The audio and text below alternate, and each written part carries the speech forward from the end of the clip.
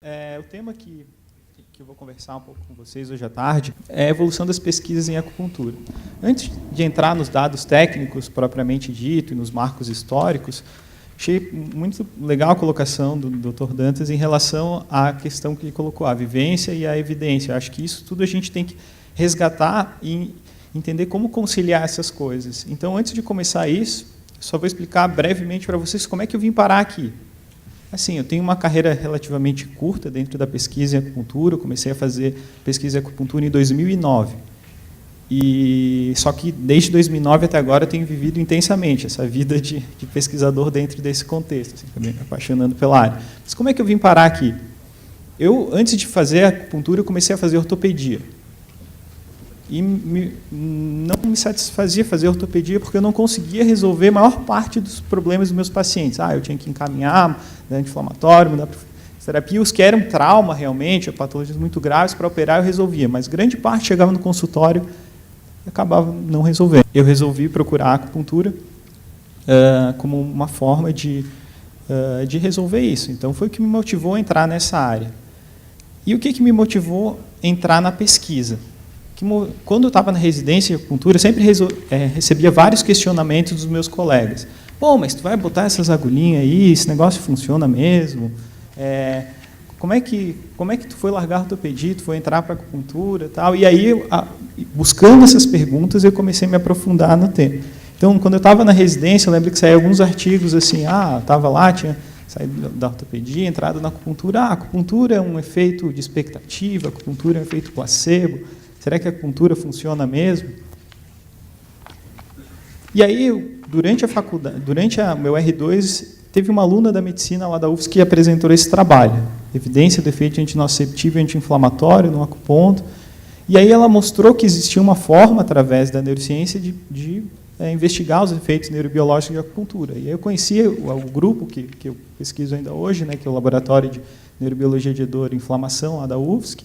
E aí aprendi técnicas e modelos animais de investigar correlações e mecanismos associados à parte da neurociência. Fiz meu mestrado em neurociência, a gente fez secção dos animais para ver quais estruturas a gente estava estimulando. E um dos marcos que eu tive assim, dentro da minha carreira como pesquisador foi ter ido para a Universidade de Maryland, onde o Dr. D'Alessandro também esteve lá com o professor Li-Shin Lau. Então, lá eu tive um centro de ponta de pesquisa em medicina complementar, principalmente acupuntura, e lá o Dr. Lau abriu as portas para mim, não só para a acupuntura, mas para o resto da comunidade científica, me apresentou várias pessoas, e eu nunca vou esquecer desse livro. Assim, ele me deu esse livro de presente e fez uma dedicatória. E, através disso, eu tive uma motivação muito grande. Nesse mesmo ano, o trabalho que eu fiz lá na neurociência acabou sendo premiado lá no Congresso de Porto de Galinhas.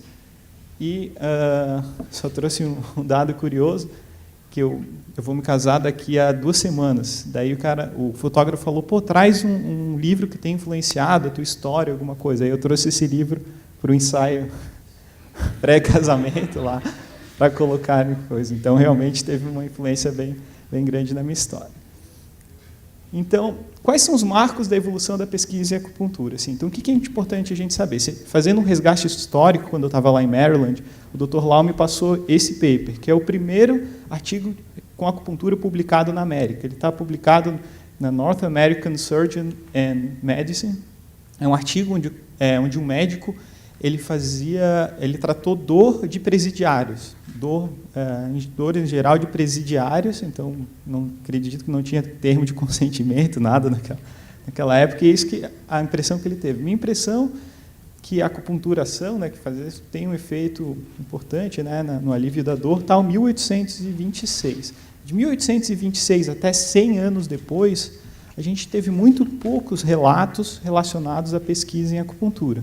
Um fato que me chamou a atenção, fazendo o doutorado agora em saúde coletiva, fazendo um resgate histórico, foi em 1927. Em 1927, há registros que a medicina tradicional chinesa e a acupuntura foram banidas pelo governo chinês. E olha só qual foi a fala do secretário-geral do Partido Comunista Chinês em 1927. Nossos estudiosos não compreendem a ciência. Assim fazem uso dos símbolos yin yang e de crenças nos 5 elementos para confundir o mundo. Nossos médicos não compreendem a ciência, nada sabem sobre a anatomia humana ou análise médica. Quanto a envenenamento bacterial e infecções, nunca ouviram falar a esse respeito. O ápice das suas ilusões delirantes é a teoria do Qi, que, na verdade, mais se explica aos acrobatas e sacerdotes daoístas. Nós nunca compreenderemos este Qi, ainda que o procurando em todo o universo. Todas essas noções imaginárias e crenças irracionais podem ser cogitadas na raiz pela ciência, porque, para explicar a verdade pela ciência, temos que provar tudo pelos fatos. Isso aqui está no livro do Schude, né, que é um dos maiores sinólogos. Então, só para ver o que passou, né, a acupuntura nesse período de 100 anos. E depois, com o resgate cultural feito na década, então, 50, 60 anos depois, né, com Mao Tse-tung e a aproximação do Ocidente e Oriente, as pesquisas em acupuntura e a própria prática de acupuntura foi retomada e começou a se espalhar mais ao redor do mundo. Então, o marco, dentro dessa época, a partir dessa segunda fase, né, pós a acupuntura ter sido banida, é esse estudo que infiltrou anestésico local em pontos de acupuntura e viu que, fazendo bloqueio com anestésico local, você perdia o efeito analgésico da acupuntura.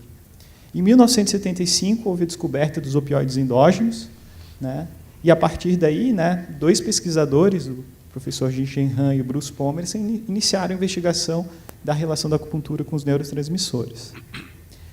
Então, eles correlacionaram os efeitos antinociceptivos da acupuntura com a liberação das endorfinas e opioides endógenos. Em 1977, né, o Ronald Masoch correlacionou, né, os pontos gatilho miofasciais descritos pela doutora Jeanette Travel, uma correlação de 71% com os pontos de acupuntura. Em 1980, também foi um estudo publicado no Lancet, também que teve um bom impacto, foi a liberação de opioides endógenos no líquor de pacientes com dor crônica pós-tratamento com acupuntura. 6 anos depois, houve o primeiro estudo randomizado controlado com acupuntura com resultado favorável, que foi um estudo para o tratamento de náuseas e vômitos, né, pelo Dundee.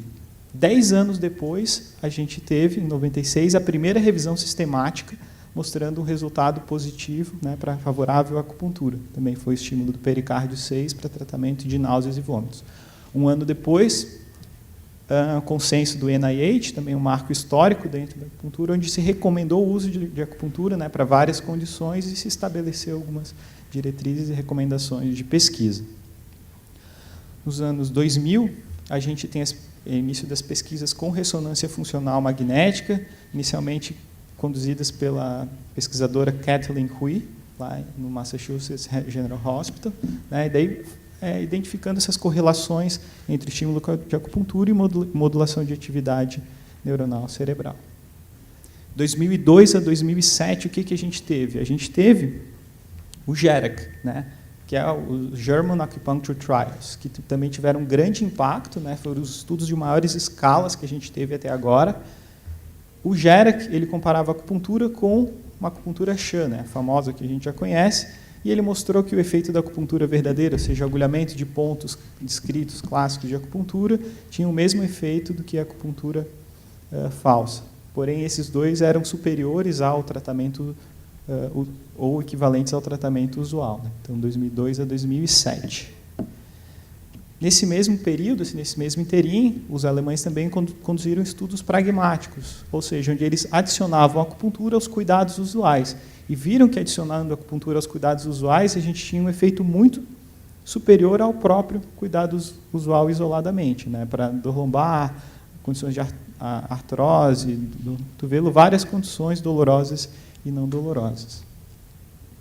E aí, em 2012, a gente teve a publicação desse artigo, que é também um artigo muito importante, que ele é uma grande meta-análise de dados individuais, né, que reuniu 17.922 pacientes com condições de dor crônica.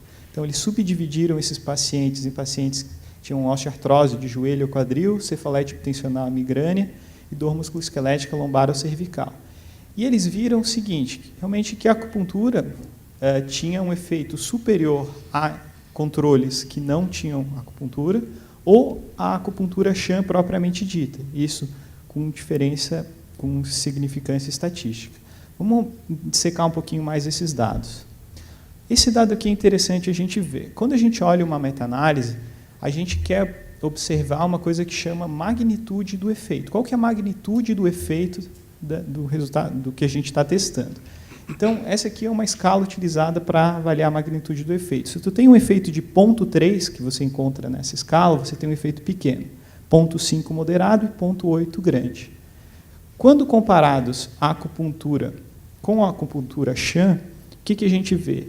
Existe significância estatística, porém, a magnitude do efeito, 0,15, 0,16, é pequena. Então, a gente diz que isso é estatisticamente significante, porém, não clinicamente relevante. Porém, quando a gente compara a acupuntura com controle sem acupuntura Chan, o que a gente vê? A gente vê que a gente tem um efeito moderado. Ou seja, talvez esse Chan não seja tão inerte assim como a gente pensa, não sirva como um placebo. Se a gente pegar esse efeito mais ou menos de 0,5, que é observado, né, um efeito global da acupuntura, a gente pode observar que desses 0,5, 0,3 são correlacionados, ou seja, 60% do efeito a efeitos inespecíficos e 40% dos efeitos dos agulhamentos de pontos na acupuntura propriamente ditos, se a gente for dissecar isso. Então, se a gente for subdividir, né, a gente vê que, além da regressão à média, da questão de expectativa, de relação com o paciente, a gente tem um efeito fisiológico, provavelmente da penetração da pele, né, e a gente tem um efeito específico dos pontos, porém que, quando comparado a esses controles que são feitos, eles são pequenos. Eu vou entrar um pouquinho mais em detalhe adiante. Porém, a gente diz, clinicamente não é relevante a diferença de acupuntura verdadeira e acupuntura Chan. Mas se a gente pegar, por exemplo, para tratamentos, para osteoartrose, isso foi um estudo feito por Jordal, a magnitude do efeito do anti-inflamatório para tratamento de artrose é 0,23, enquanto da acupuntura é 0,5, sendo que a acupuntura tem muito menos efeitos colaterais do que o anti-inflamatório. Eu vou passar. Se a gente colocar essas evidências num gráfico, a gente vê esses estudos, né, que é anos e quantidade de estudos, que a gente tem, então, dois picos aqui, né, um em 71, que é a aproximação do Ocidente e Oriente, então, aumento de publicações aqui, e outro a partir de 1997, depois, aumento expressivo depois daquela reunião do NIH. E no Brasil? Uma das primeiras coisas que eu lembro quando eu penso em pesquisa ou relatos de pesquisa na acupuntura, uma vez eu era estudante, estava indo com a minha namorada para a Ilha do Mel, aí eu vi isso aqui, daí eu disse, para. Daí tinha um outdoor lá, fazendo efeito. Acupuntura, sem efeito colateral, até a NASA já adotou, e você vai ficar de fora? Então, se até a NASA já adotou, porque o negócio deve ser bom, né? Então, há 2 anos atrás, né, nosso grupo de pesquisa fez um trabalho vendo o status e a performance da acupuntura no Brasil. Então, a gente, naquela época, viu estudos até 2011, né, a gente viu que teve um aumento expressivo, né, a partir entre 2005 e 2006, das pesquisas, da publicação em acupuntura no Brasil. O Brasil, naquela época, estava em 12º lugar, a nível mundial, em número de publicações de acupuntura. A gente refez esse dado esse ano, a gente passou a Áustria, a gente está em 11º agora, com 238 publicações somadas a essas 151. Se a gente comparar no ranking global de pesquisa, né, o Brasil saiu esse dia na Nature, está em 20º pouco, 30º pouco, então a acupuntura não está tão mal. Também melhor que nas Olimpíadas.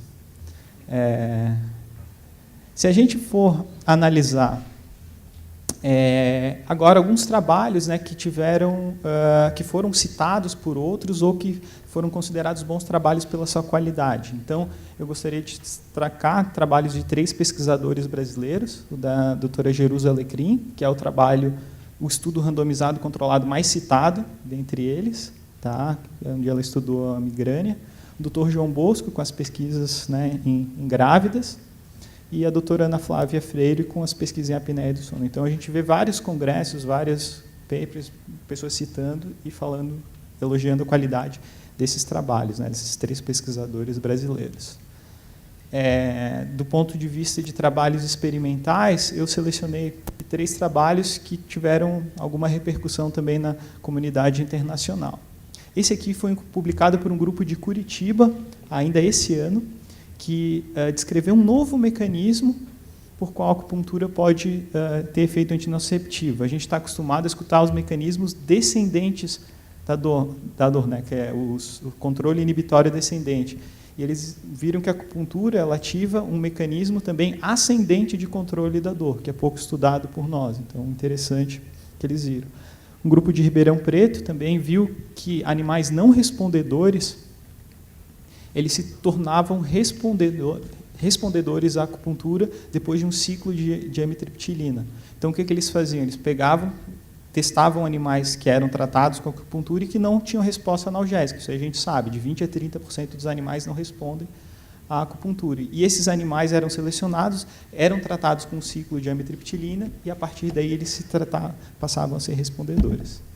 E o outro trabalho, né, esse aqui é do nosso grupo de pesquisa, que foi premiado ano passado na Society for Acupuncture Research, na conferência deles, que mostrou que a cafeína ela pode inibir, né, o efeito analgésico da acupuntura, né, e tem um efeito dose dependente. 5 minutos. O que eu gostaria, então, de destacar? Vou falando até dar os 5 minutos, eu tinha preparado a aula para meia hora, e quando acabar a gente encerra. No Brasil, então, existe uma iniciativa, né, do Colégio Médico Brasileiro de Acupuntura de congregar, né, de formar uma rede de pesquisadores, né, que é o NAPA, Núcleo de Apoio à Pesquisa em Acupuntura. Então, esse aqui é o site do NAPA, que tem uma forma de você cadastrar a sua pesquisa. Se você faz pesquisa em acupuntura, quem é que daqui que está na plateia faz pesquisa, só para ter uma ideia? Então, bastante gente. Então, é legal que a gente conheça, muitas vezes a gente vê no congresso, vê mas como é que eu não te conhecia? Eu já tinha visto o teu trabalho. Então, é uma forma, uma iniciativa da sociedade de aproximar, né, os pesquisadores no Brasil. Outra coisa que eu uso também, que eu recomendo, é o ResearchGate. O ResearchGate é o Facebook dos pesquisadores. Assim. Tu põe a tua fotinho lá, põe o que é que tu faz, aí tu pode ver quantas pessoas estão acessando os teus trabalhos, e se tu precisa de algum trabalho, tu manda um e-mail para o cara, ele já te manda o trabalho. Então, é bem bacana, chama ResearchGate.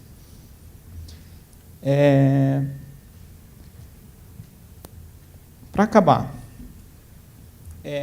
o que foi... Eu vou fazer um resumo assim, de discussões que aconteceram nos últimos 3 congressos da Society for Acupuncture Research, que eu participei. Lá foi discutido a questão dos paradoxos da pesquisa em acupuntura. O que são esses paradoxos? A gente vê que, do ponto de vista, quando a gente transita da bancada do laboratório para a população, a gente tem resultados positivos, né, da acupuntura, que a gente vê que a acupuntura, entre aspas, funciona no contexto de laboratório para animais, investigando correlações e mecanismos. Quando a gente vai do ponto de vista para estudos randomizados, controlados, a gente não consegue ver esse efeito. Quando a gente compara com uma intervenção controle, não existe isso. E quando a gente vai para o ponto de vista pragmático, quando a gente insere a acupuntura no contexto de vida usual, a gente vê que a acupuntura volta a ter efeito. Por que acontece essa coisa aqui? Então, uma das possíveis explicações está, claro, na forma de controle que é feita da acupuntura. Mas por que isso ocorre? Então, uma das coisas que acho fundamentais que todos os pesquisadores de acupuntura têm que ter esse insight é a diferença do que é correlação de mecanismo. Qual que é a diferença de correlação e mecanismo? Uma correlação é quando você insere uma agulha de acupuntura e você vai ter uma resposta, você vai ter um biomarcador que vai estar associado, vai ser correlacionado a essa inserção da agulha. Muita gente confunde, não, eu descobri que a acupuntura funciona por mecanismo opioide. Não, isso é uma correlação, botou a agulha e liberou o opioide. O que é o mecanismo? O mecanismo é a forma como esse biomarcador vai aparecer no final. Então, você tem inserção da agulha, uma microlesão local, uma transdução de sinal, propagação, recepção, e, no final, biomarcador. Se a gente comparar com a pesquisa farmacológica, quando a gente utiliza um fármaco, a gente conhece a absorção, distribuição, farmacocinética, farmacodinâmica, todos esses passos, né, até chegar na resposta final que a gente está vendo. E o placebo, quando a gente usa, né, nesse contexto, esse placebo, a gente sabe que ele não vai ter esse efeito de farmacocinético, farmacodinâmico, então a gente tem essa situação controlada. Só que isso não ocorre na acupuntura. Por quê? Porque a gente não sabe exatamente o que está no meio. O que a gente sabe é que a gente coloca uma agulha e a gente tem vários biomarcadores. Libera opioide, acende uma luzinha lá na ressonância funcional magnética, altera alguma expressão histológica na medula. Mas o que acontece? Se a gente não sabe isso, a gente não tem como ter uma intervenção controle. Então, por exemplo, isso aqui são exemplos de correlações. Você tem lá um estudo de ressonância funcional magnética, acende uma luzinha lá, mas como é que isso ocorreu? O que aconteceu no meio disso? Você tem uma lesão medular, você muda lá a expressão de sobrevida de células. Um mecanismo, uma tentativa de explicação de mecanismo é isso. Você insere uma agulha, você tem a transição de sinal, isso é multiplicado. Então, cada via dessa você tem que investigar para descrever isso. Como a gente, então, não conhece plenamente os mecanismos da acupuntura, a gente só tem um monte de correlações, a gente tem isso. Enquanto nas pesquisas farmacológicas a gente tem comprimidos inertes para fazer um controle, a gente tem 16 tipos de chã registrados, né, de acupuntura falsa, que a gente não sabe se é inerte ou não, e não parece ser tão inerte assim pelas pesquisas que a gente está vendo. E aí a gente vê essas coisas na mídia. Acupuntura com palitos de dente servem. Ou até o próprio pessoal da pesquisa em acupuntura também começam a interpretar esses dados de uma forma. Um exemplo disso, a gente escreveu alguns comentários sobre esses estudos com placebo, dizendo que acupuntura chã não é placebo, o que é acupuntura, afinal de contas? Tá? Então, a gente teve a resposta de um dos pesquisadores, um que teve lá ano passado, em Ouro Preto, o Dr. Mosberg, e olha só o que ele respondeu para a gente. Ele falou, não, a acupuntura não é placebo, a acupuntura é um super placebo. Aí a gente foi lá perguntar para ele, mas o que é um super placebo? Tal? O Dr. João Bosco estava acompanhando mais ele, eu acabei não tendo tanto contato, mas aí eu não perdi a chance, cara. Eu vi ele lá na festa do congresso, tentando explicar para a garçonete o que era um super placebo, cara. Esse Dr. Mosberg, ano passado, lá no congresso de Ouro Preto. E aí, para finalizar, o que a gente tem que cuidar? Para que essas interpretações não virem isso. Era isso. Obrigado, pessoal.